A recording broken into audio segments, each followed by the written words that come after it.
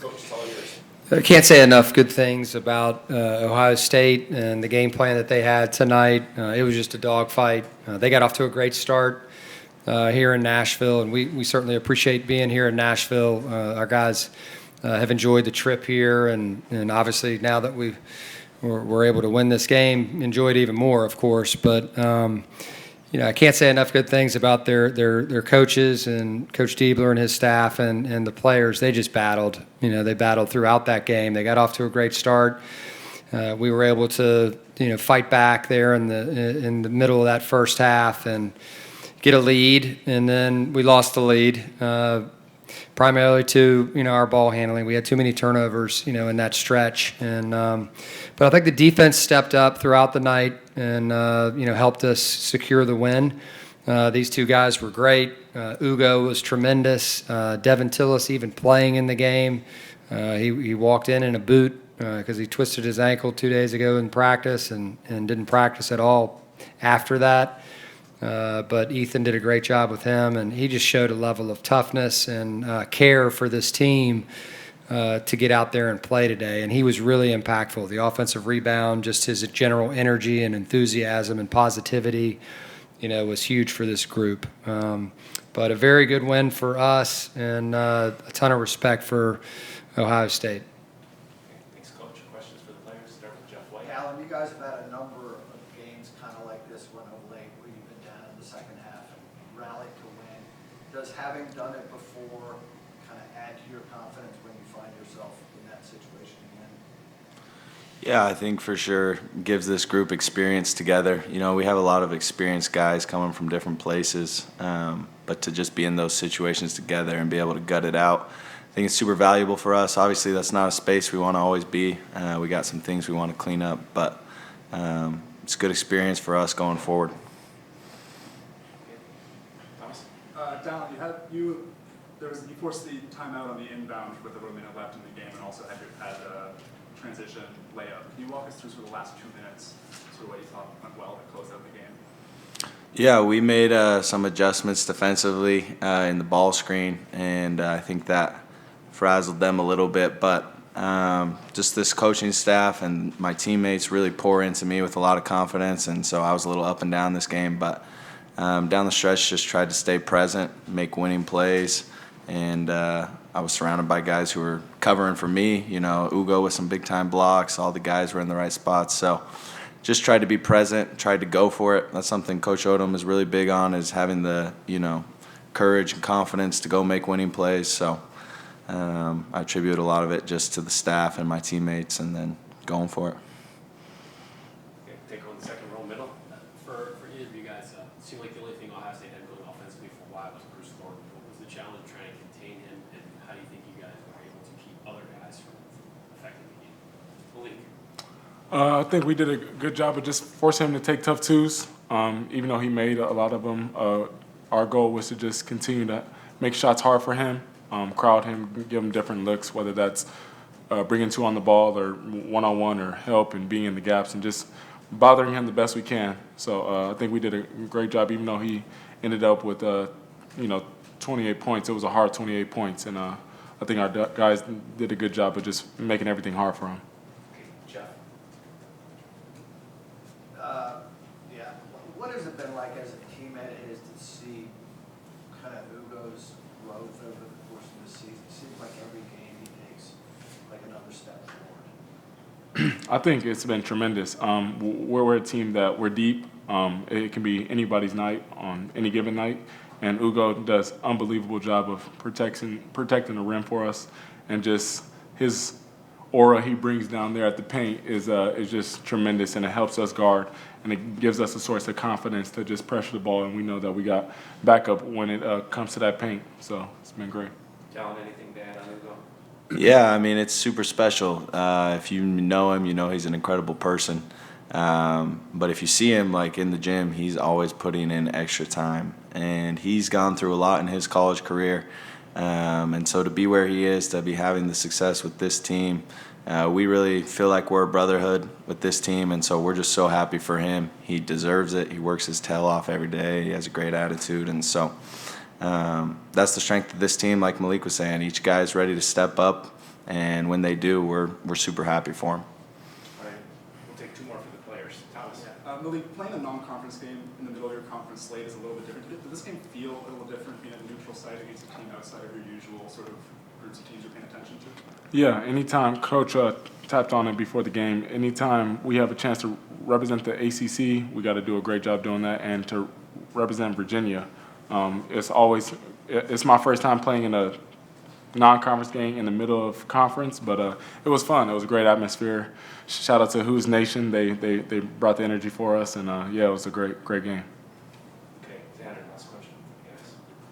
Gallon, going into this game, you guys knew it was going to be a dogfight against an aggressive Big Ten team. What did you take away from that win tonight? I would say, defensively, just like executing some of the coverages, mixing up our ball screen coverages was super helpful. But ultimately, I think the biggest lesson is just we got to be physical from the start, from the jump of the game, and we got to weather storms by staying together. Offensively, we got to move the ball, share it, and fight for really great shots. And then when it comes down to winning time, we just got to dig in on the fundamentals and the principles that we've focused on all summer since we first got to UVA. Okay, thanks, guys. You can stick around, or you can head back to the locker room. I think they need to head back. Jordan. Get a shower. Yeah, we do. See your family. Good job. Appreciate you. Appreciate you. All right, Jeff, why don't you start with Coach? Ryan, I know the schedule is backloaded with some home games. Yeah. Since the start of conference play, you've been on the road a lot and you've managed to win most of those games. What benefits do you see? Is that something that helps you going into postseason, having proven you can do it? Yeah, there's no question about it. To play in hostile environments in your conference on the road is always helpful, especially if you have success. And we've been able to find ways to win in a multitude of ways. This group is just pretty resilient. They stick together. They're very connected. I'm very confident that these guys will be connected long after Virginia. There's no question about it. This group is really tight, and I think that's a testament, to them and their character, their families, and it's also a testament to their individual character because they were willing to take a chance to come here in a first year and make the most of it. And every team has one life to live, and this particular team is living that life to the fullest, and you see a lot of smiles in there and happy group. So we just want to keep winning and keep enjoying the moment together because being present is everything. Second row, middle. Dylan talked about making adjustments on their ball screens and maybe frazzling as the game went on. What adjustments did you make in that last 10 minutes, or they only scored 2 points until the final minute? Yeah, we had to. He was going off. Thornton was doing a great job. Coach Diebler was putting him in some good spots, and he was going to try to take it home, for him. And so we had to put 2 on the ball there and take a chance. Not something that we do all the time, but we certainly have it in our package and needed to do that in this situation. And I thought the guys, did a really nice job of taking up for one another in that situation. And we practiced it the last 2 days just to have it. And you're going to face really good guards in our conference and certainly in the Big Ten, and he's one of the best in the country. And they do a good job of putting him in really good spots, to help his team. Jeff? Another Ugo question. Is his ability to defend and block shots without fouling unusual? Because he doesn't get called for many fouls. Yeah, he's elite. Yeah, he's just elite at it. I mean, he's always been elite at it. He's obviously playing more minutes now, so he's able to impact games in a better way. He's really comfortable and understands timing, how the distance away, how far away is he from the player. He's just a legitimate weapon, around the rim. And if you haven't played against him, once you do play against him and it's your first time, you can see it on film, but then it's another thing to actually get up against him. And he's going to play basketball a long time. He's a really good player and an even better person and a hard worker, like Dallin said. So I'm really excited for what's to come for him. I know you wanted a cleaner performance, better performance. When, if you don't necessarily get that, but you find a way to win, how do you assess a performance like that every time? We just have to keep digging games out. You know, I mean, I certainly want to play more efficiently. The turnovers are not something that are going to be good for us. You know, we've got to make sure that we're taking care of the ball a little bit better. We had 19% going into halftime, and we talked about it at halftime. You know, that's too much, especially if you're not forcing turnovers for the other team. They only had 2 at half. And so I thought the guys in spots, you know, we didn't turn it over the last however many. We had 1 turnover the last however many minutes of the game. Well, that's a big key.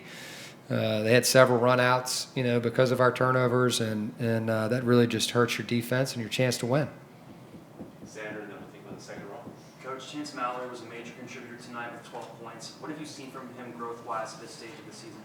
He's elite. He's not a first year. He's not a freshman anymore. He's just an elite player. Doesn't matter who he's playing against. You know, he thinks he belongs, and he's ready to make key plays for his team to win. And he's very fortunate in that he's got some other veteran guards with him. So it's the perfect situation. We need him to play, but he's also out there on the court with other veterans at the same time. And so eventually he's going to be the veteran, you know, for us. And, you know, I'm just really fortunate to coach him, fortunate that he's on our team. Okay, we've got time for one more.